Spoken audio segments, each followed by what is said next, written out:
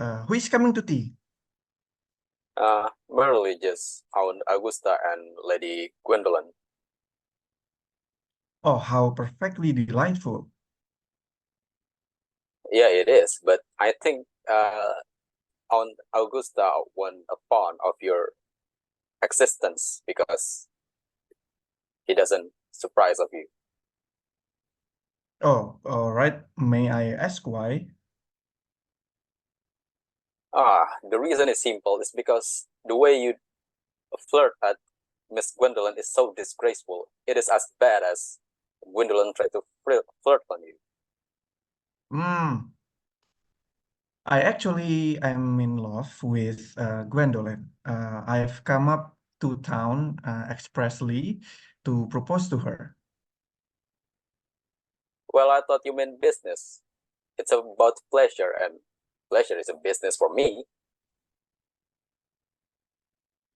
How utterly unromantic you are. Come on. There is nothing romantic about making proposal. Falling in love is romantic, but not making proposal. And I don't need to explain to you why. Well, I have no doubt about that, dear LG. The divorce card was specially invented for people whose memories are so curiously constituted. Come on, let's not going to assume something like that because the divorce are made in heaven.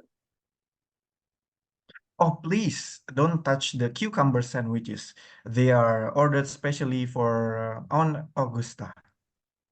But you've been eating this all day. It is quite a different matter. She's my aunt. That is cynical. Come on, don't be cynical. It is easy to be cynical. My dear, dear, dear fellow, it isn't easy to be anything nowadays. There is such a lot of beastly competition about it. Because you've been talk about nonsense. Everything that came out of your mouth is nonsense. Nobody ever does. Come on now. Don't touch that muffin. There is only two left for that. I told you I was particularly fond of muffins. I'm not gonna wait for you. This is a waste of time. I'm gonna write for the arrival of Miss Gwendolyn. Arjunon, I wish to goodness you would go. I hope you can go. You can go, and I can stay. Oh no, you are so absurd and you're just wasting your time. I should have thought you knew more about muffins than you appear to do. Yeah, because I'm a fan of muffins. Very sorry to hear you say so, Mr. Warning. That sounds like the view of an irreligious man. However, since you have decided to ignore religion for now, I'll be returning to the church. Miss Person here has been waiting for me for an hour and a half. Miss Prism? Did I hear you mention a Miss Prism? Yes, Lady Bracknell. I'm going back to the church to join her. Just wait a moment. Is this Miss Prism a rather uneducated and rather ugly female? She is a very respectable lady. It must be the same person. May I ask what is he in your household? I am a celibate, madam. Lady Bracknell, Miss Prism has been Miss Cardew's valued governess and companion for the last 3 years. I must see her now. Send her here. She's nearly here. I was told you were coming to the church, dear Canon. I have been waiting for more than an hour. Prism, look at me, Prism. Where is that baby? 28 years ago, Prism, you left Lord Bracknell's house number 104, Upper Grosvenor Street, in charge of a baby stroller containing a baby boy. You never returned. A few weeks later, the baby stroller was found in a remote part of the city.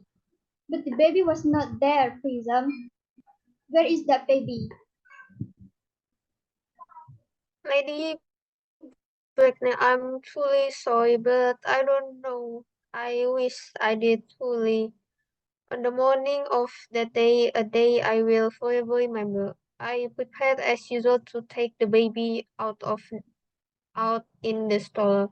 I had with me a large old handbag where I put the manuscript of a trifle novel that I had written. But in the moment of forgetfulness, for which I can never forget myself, I put the manuscript in the stroller and the baby in the handbag. But where did you put the handbag? Don't ask me, Mr. Worthing. Miss Prism, this is very important to me, and I must know where you put the handbag which contained the baby. I left it in the cloakroom of one of the larger railway stations in London. What railway station? Victoria. I'm going to my bedroom for a moment. Gwendolyn, wait for me here. Even if you go for a long time, I will wait here for you all my life. What do you think this means, Lady Bracknell? I dare not even guess. You must know that strange occurrences like these are not supposed to happen in families like ours. They are not appropriate. Uncle Jack sounds strangely agitated. This noise is extremely unpleasant. It has stopped now. I wish he would stop already. This suspense is terrible. I hope it will be the last. Is this the handbag, Miss Prism? Please examine it carefully before you speak. The happiness of more than one life depends on your answer. It seems to be mine. All the damage and stains are there, and here are my initials near the lock. I'm delighted to have it back. It has been such an inconvenience not to have it all these years. Miss Prism, more is restored to you than this handbag. I was the baby you placed in it. You? Yes, mother. Mr. Wadding, I am unmarried. Unmarried? That is a serious problem. But who has the right to speak badly of someone who has suffered? Why would society treat men and women differently? Mother, I forgive you. Mr. Wadding, you are wrong.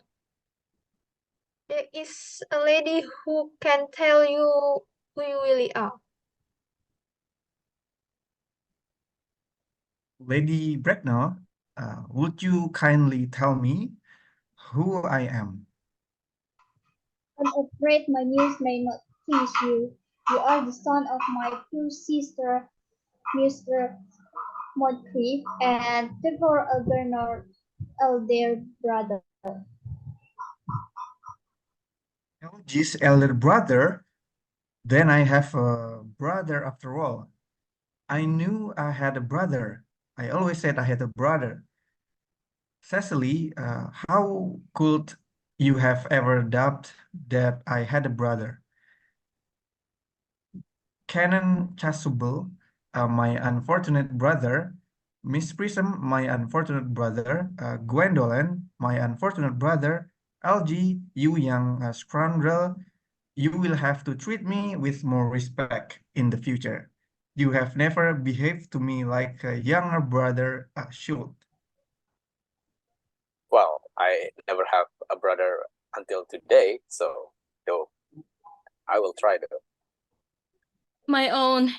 But what is your name now that you are not Jack Worthing? Good heavens! I had quite forgotten that point. I suppose that you won't change your mind about your favorite name. Never will.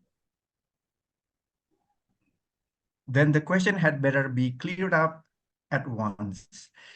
On Augusta, a moment, had I been baptized? Your loving parents have done everything for you, including baptism. I was? Now, what name was I given?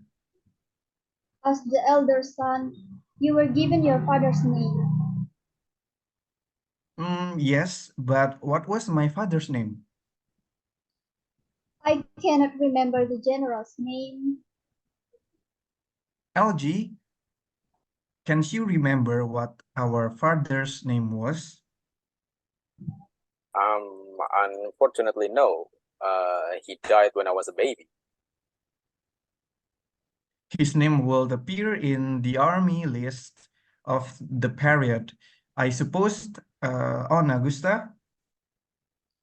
The general was essentially a man of peace, except in his domestic life, but I have no doubt his name would appear in it. The army list of the last 40 years are here. I should have read them all. Um, Generals, Malam, Maxbaum, Magley, what awful names they have. Markby, Mixby, Mobs, Moncrief, Lieutenant 1840, Captain Lieutenant, Colonel, Colonel, General 1869, Ernest John, and I always told you, Gwendolyn, my name was Ernest, didn't I? Well, it is Ernest after all. I mean, it really is Ernest. Yes, I remember now that the general was called Ernest. I knew I had some particular reason for disliking the name. Ernest, my own Ernest. I felt from that first that you could have no other name.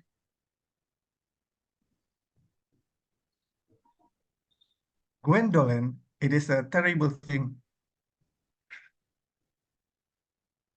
for a man to find out suddenly that all his life he has been speaking nothing but the truth. Can you forgive me? I can, because I feel that you are going to change. My own darling, Leticia, Frederick, at last.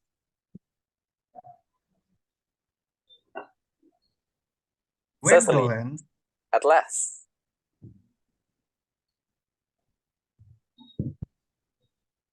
My nephew, you seem to be displaying signs of a lack of seriousness.